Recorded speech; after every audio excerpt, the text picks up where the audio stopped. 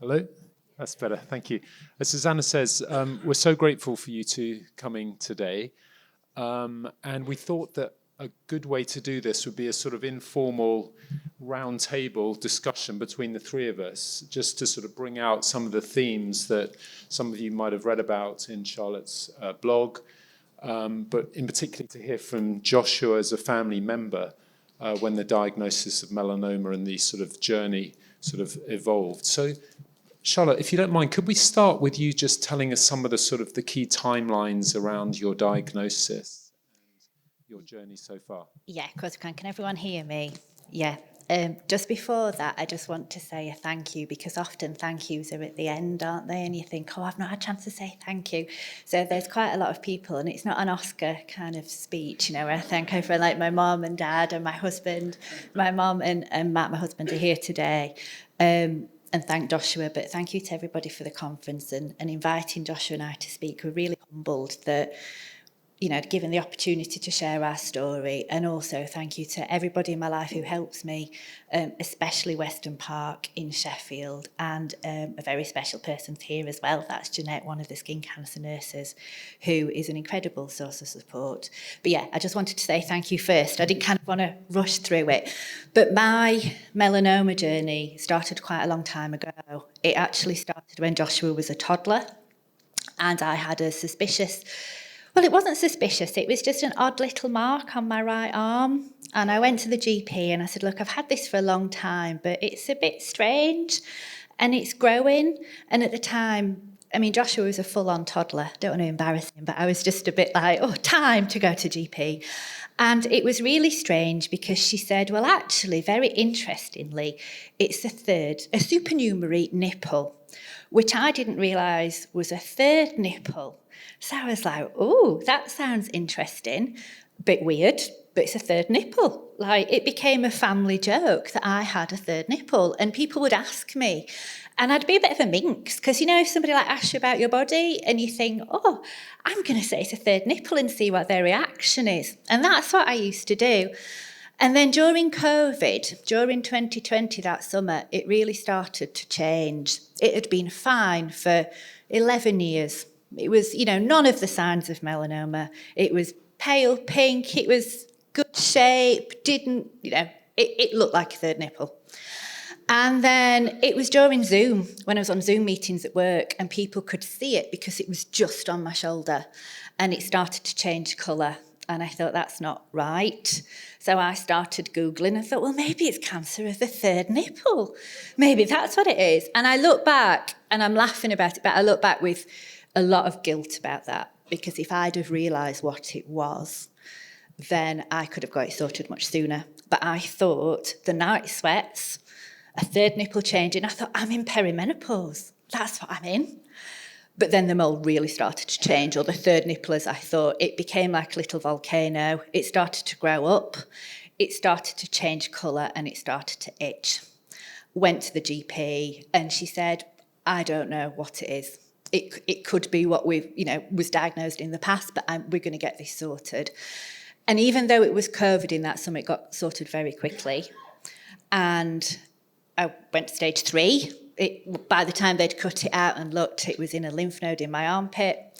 And I went on dab and tram, and that was quite tricky. And then I had 10 months of recovery. Was quite relaxed about my cancer. To be honest, in some ways, by 10 months off dab and tram, I remember the day I was in the waiting room and I was nodding off. One of my skin cancer nurses called me in, and I was really relaxed. I'd told Matt not to come to the scan results appointment. He was walking the dog outside the hospital, and they said, Charlotte, we've found something in your lungs. And we found little nodules in each lung, and I was stage 4 in October 2023. Due to have lung surgery. It was going to be cut out. The plan was to cut one of them out and watch and wait for the other. And just before I had surgery, days before I had surgery, I got results that I'd got it in my neck as well. I'd not told the lung surgeon that I'd got a little lymph. I just didn't. I thought, I'm going for lung surgery. They're cutting it out. That little lump, it's probably not melanoma, it'd be fine. And it actually was. which meant that I then had to go on immunotherapy. And I finished the 2-year course this month. And things are good, and they're stable. So yeah, it's been a very long, tricky journey at times, hasn't it? Yeah, definitely. Yeah. Jo- Hello. Yeah. Hello. Hello. That's my voice, or is it? Joshua, You can hear me, what was right? Joshua, what was the first time that you knew something was up with your mum? And tell us a bit about how did the news sort of get broken to you? And I can't remember exact dates, but it must have not been too long after you were first told about it. And it was during, it must have been, was it year 6? I must have been in year 6. Just out of junior remind us school. how old people are in year 6, approximately. Like how 11 old? years old, About 10 years 11 old, that Yeah, kind of I thing. think I told you I'd got something. I'd got a mark on my arm that I wanted to be cut out. I never mentioned skin cancer when it was first cut out. I just told you that I'd got something needed to be cut away, Yeah, I didn't I? definitely knew something was wrong, but I Yeah. didn't really piece anything together, I think, at that Because point. you were only 11, you were like... Yeah, I was still Yeah, tiny. yes. So was it a little bit later when sort of things changed that you had a sort of more of an inkling about what was going on? I think it was when you directly told me. I Yeah. don't think I suspected anything of it at the time. I just knew that, you went to hospital, you had it cut out, you had the operation, that kind of thing. But no, I didn't really think it was that until you were just quite open about it. And how did your mum tell you? What was the... She kind of made a metaphor out of it as like little parties clumping together, or cancer cells clumping together. I mean, you didn't really mention it as cancer. We didn't really talk about it as cancer. I think I actually asked you, is it cancer? I don't think you were Yeah. too clear with it straight away. I'd kind of practiced in the shower what I was going to say. So once I'd seen photographs of melanoma, it was like, it's melanoma. I wish I'd have seen photographs of melanoma. I'm really passionate that photographs of melanoma should be about. So I thought, yeah, it's melanoma. So I used to sit in the shower because nobody comes into the bathroom and in the bathroom. No one can hear. We were obviously all COVID, so we were all at home. So it was finding a space to actually rehearse. And I rehearsed speeches to my mum and dad and Joshua. And I used to sit in the shower and I used to practice what I was going to say because I knew it was melanoma. And so what I said to you was, there are cells in your body and sometimes they misbehave. Do you remember? I remember this. And I said, I'm quite good at making these cells that are misbehaving and they're duplicating.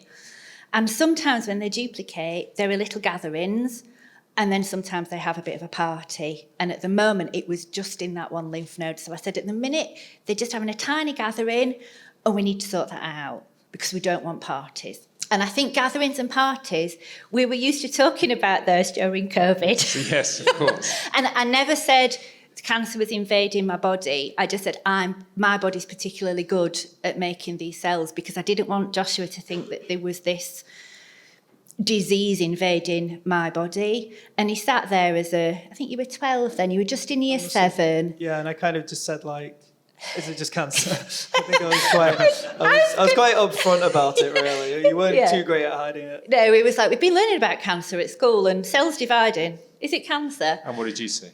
I said, yes, it is, Joshua. But there's a plan. It's going to get treated. I'm going to go on medication and we're going to sort this and we're going to start breaking up the little gatherings. And they're looking, I was like, Western Park, they're going to really look after me. Yeah. We still talk about parties and gatherings, don't We we? still use that. Yeah. It makes it easier to talk about, doesn't it, really? Yeah, we do. We kind of, we have all sorts of metaphors like immunotherapy almost being like a police force going around the body. We try and come up with ways of talking about it that make sense to us, don't we? Yeah. It's a good way of doing it, really, because it kind of removes that scare. Like, it's not really supposed to be scary when you're talking about it, right? It's not nice to talk about something scary with your children. So having like a kind of metaphor that's, kind of fun makes it easier to talk about. And obviously I was quite young at the time, right? 11, I don't want to be talking about things like cancer in quite a negative way. So having something that you can kind of play around with, I think often helps. Yeah. And you've kept that dialogue going, haven't you, all the way through in terms of your scan results and treatments and things? You've Always. Yeah. There was one particular time, it makes me a bit emotional sometimes talking, but I'd finished Dab and Tram, and we'd had a lot of conversations in the car. Car was an easy space to have a conversation because you're not looking look directly at at each one other, another. yeah. And Joshua was like, right, you finished treatment now. Mum, will this come back? And I couldn't say no because I've never promised it will not come back. So I said... Can I just take you up on that point? Because I was really struck by that in your, when we talked about it, is that you've never promised Joshua something that you couldn't deliver. Is that fair to say? Yeah. That there is uncertainty and you've always been very open about that? And is that a strategy that's worked for you rather than being falsely, or not falsely, but inappropriately optimistic? I'm always like, I couldn't promise him that the cancer wouldn't come back because I just thought there was always a chance. And what I didn't want to do is promise him. And then it came back and he said, but Mum, you said it wouldn't come back. So I was like, yeah, there is a chance and things are good. And if it does, there's a plan. Yeah. It wouldn't be tablets, it would be immunotherapy. We don't need to go into that now, but the hospital looking after me. But I think you said that's been the most important thing for you, hasn't it? I think for any parent telling their children something, that promising them that something's going to go really well is often not the best way, because when it does come back, that kind of upset is from the shock. The whole shock of, oh, it's come back even though I said it's not, is it is really upsetting. And just knowing in the back of my mind that there is that possibility. When you did tell me, it didn't really strike me as hard.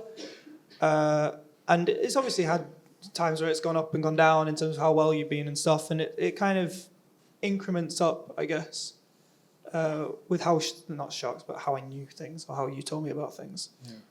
Yeah, I think that when I told Joshua, I said it's back in both of my lungs and I might have to have surgery, and he just went, well, you told me it might come back. And then when melanoma went to my brain, I found that very, very frightening. But Joshua was like, well, we know melanoma can do this. And then just after Christmas... Wasn't it Joshua had to explain what cyberknife was to you? He did, because when I had Gamma Knife, and I'm not going to name names at which particular neurosurgeon said this, but he didn't really explain it. He just said, you're going to have to surrender your driving licence, and I don't think you're going to ever drive again. They were the first words he said to Matt and I, traumatised. He said, I'm not sure I'm going to be able to treat these lesions. They're a strange shape, and what else do you want to know? And Matt and I were just like, well, like what? Like, how long have I got? We were completely traumatised. I didn't know how Gamma Knife was going to work. I just thought this is an incredible treatment. I'm incredibly lucky to be in Sheffield because it's a national centre. And it was so quick. I mean, it was dealt with within a week. It was just scan results, seeing a neurosurgeon, and then I didn't have time to process it all.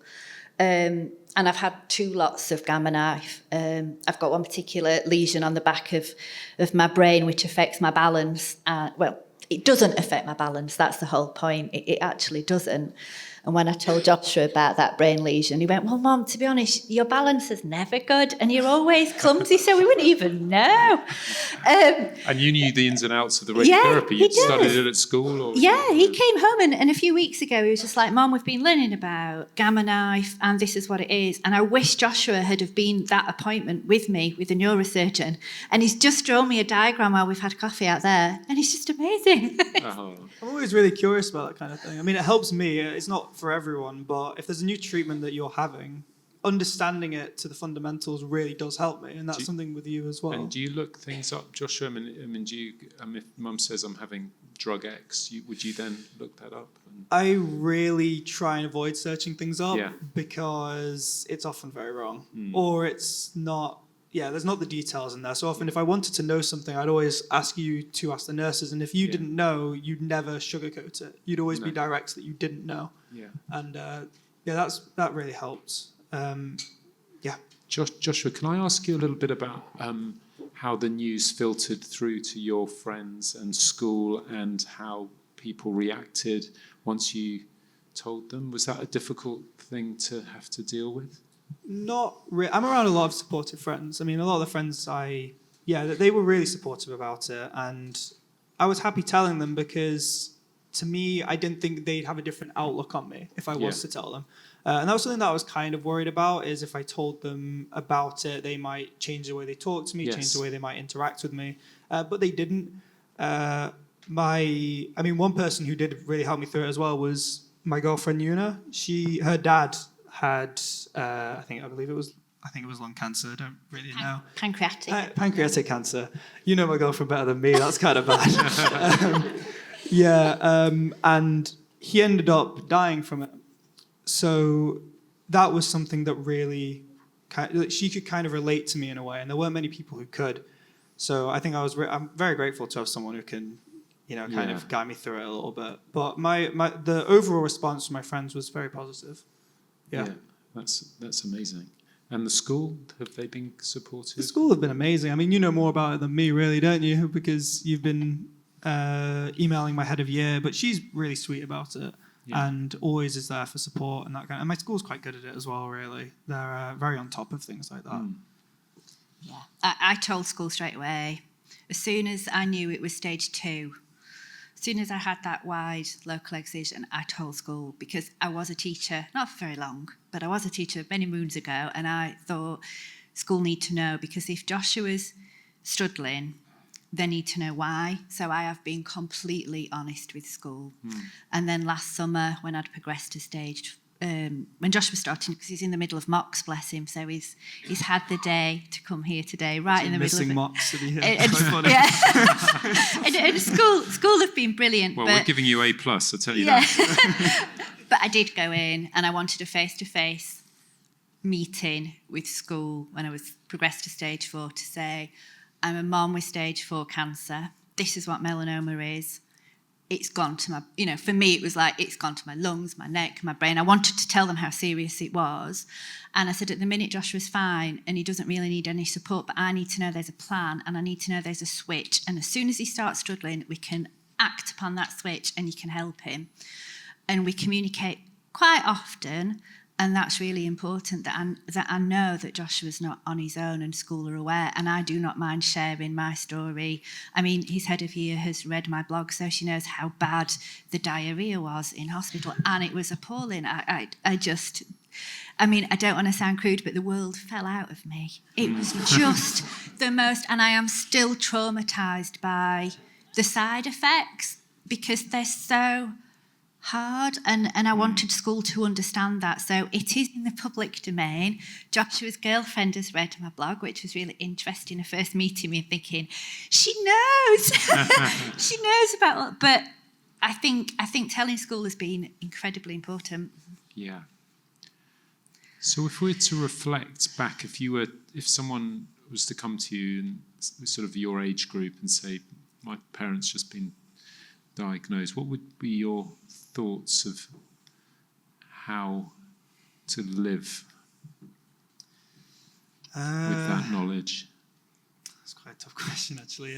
It's very, I think everyone has very different circumstances, so I wouldn't be able to give anyone clear advice. But I think if I was to take a main, like a important part of what I've learned is trying to talk about it and always try and make it the norm in a way, because it kind of helped us deal with it, didn't it? Being able to just talk about it over the kitchen table without having, without being like upset about it. It just kind of really, I don't really know what the word is, but that's something that I would give to be someone. Open about Try and be open about it and tell people about it. And also, you would have to be careful who you tell. There are going to be people who aren't, the best about it. But if you can find people who are there to support you, it's the best thing you can do. Yes. And Charlotte, from your point of view, talking to children, in other general thoughts that you'd like to share with people? I think what I've learned is your own family, and please don't get the impression that this has been an easy ride and that I am completely all right with things, and my family are. I think we always say we laugh, we cry, and we just muddle through.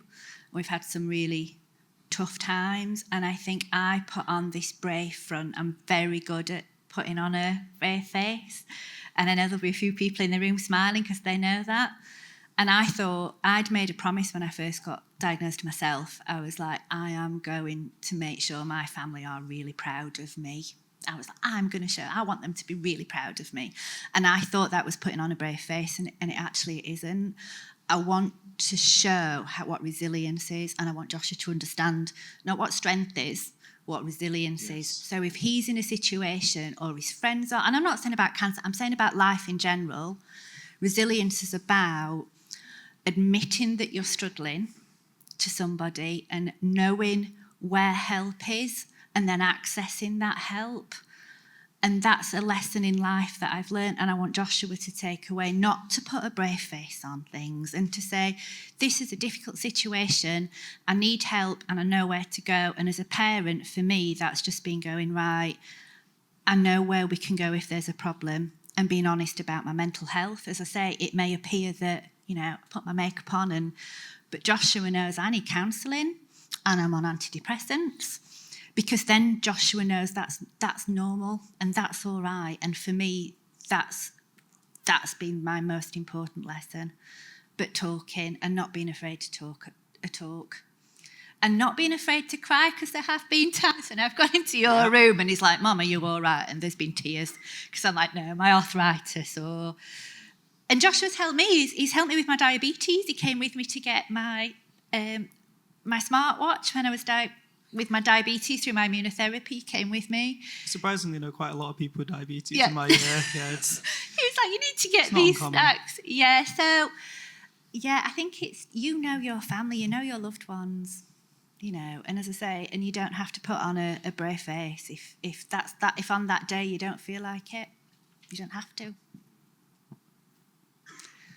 Thank you both so much. This wasn't easy for you to come up here and share. I know you're amongst friends and you're amongst people who've experienced similar things, and that I'm sure is extremely helpful. But thank you for sharing what is an amazing story. Everyone here has got amazing stories, but thank you so much to you two. Joshua, thank you for missing your mocks. We're going to give you, and for being such a wonderful person, clearly to your mum and to your friends. So thank you both very much indeed.